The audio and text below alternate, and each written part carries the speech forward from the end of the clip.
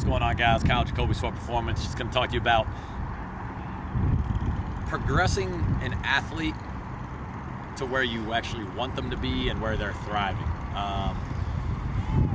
One of the things when I work with my high-level athletes, specifically my basketball and football guys, is trainers make this error of wanting to take the guy from where they are to where they want them immediately.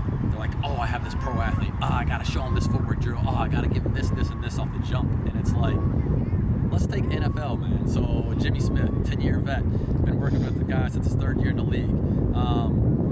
You come off one of the most grueling seasons in all of sports, just crushing yourself, crushing your skull, your body, everything banged up. You guys have seen the stories, you've seen the studies. It's bananas what these guys' bodies go through, their brains, everything.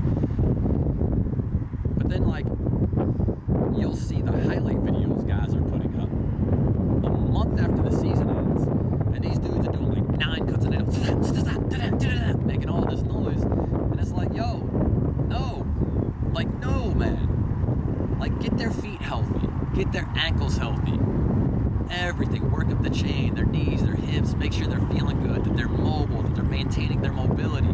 Dudes are trying to stack weights on bars, guys are trying to implement new exercises, guys are learning exercises off YouTube and Instagram, they're then trying to apply to an athlete who's top 0.01%, well, higher than that, in the entire world. Like, man, you're with the elite. But part of working with the elite, man, is understanding, hey, there's times when you need to focus on the recovery, the mobility, the health, all these little tools that are going to help them gain separation. That is gaining separation. If you have an A-plus athlete who is at 80% capacity, they're not an A-plus now. They're B-minus, right? So when you get them at their B-minus, which I'd say that's probably aiming high at the end of a season, right? Like, do them like the respect of giving them time, paying attention to their deficiencies, identifying, using your expertise to help them identify those things. And if you don't have that, man, if you don't have that, go ask someone who does. Go talk to talk or collaborate with a PT who can help, supplement your workouts. Go talk to other trainers across the country who are doing it. There's information everywhere. But, like, don't just get stuck up in your ego, like talking about, oh man, I got this pro athlete, and then fucking them up all because you're unwilling to pace yourself and do what's best for them because you want to get a highlight video online as quickly as possible. What are we talking about, man? Like, this is their livelihood. This is how these guys take care of their families, right?